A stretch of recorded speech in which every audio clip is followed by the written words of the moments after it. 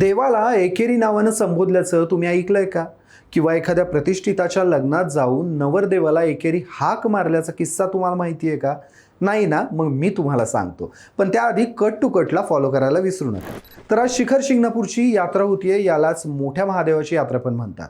इथं महादेवाचं जुनं यादवकालीन मंदिर आहे. या मंदिराची आख्यायिका म्हणजे इथे शंभू महादेव हे पार्वतीवर रुसून आले होते.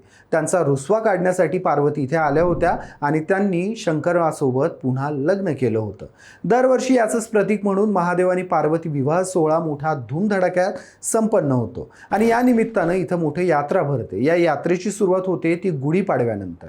पाडव्यानंतर गावोगावी महादेवाच्या कावडी पूजल्या जातात, ज्यात मोठं तांब्याचे 2 रांजण असतात जे लाकडी दांडक्यात फिट बसवलेले असतात. त्यात पाणी भरून वाजत गाजत उंच डोंगरावरून सरळ चढण चढून हे रांजण नेले जातात. ज्या मार्गावरून हे रांजण नेले जातात त्या मार्गाला मुंगी घाट म्हणतात आणि या रांजणातून नेलेल्या पाण्यानं महादेवाला अभिषेक घालतात. खरं तर मुंगी घाटाची चढण ही अत्यंत खडतर डोंगराची चढण आहे.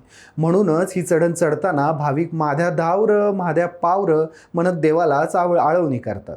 हे देवस्थान सध्या छत्रपती शिवाजी महाराज यांच्या वंशजांच्या अखत्यारीत आहे. या यात्रेत राज्यभरातून हजारो कावडी येतात, ज्यात सगळ्यात पहिला मान हा सासवडच्या तेल्या भुत्याच्या कावडीला असतो. पाडव्यानंतर सुरू झालेला हा उत्सव महादेवाच्या लग्नानंतर संपतो. तुम्ही कधी या यात्रेला गेलाय का? मला कमेंटमध्ये नक्की सांगा.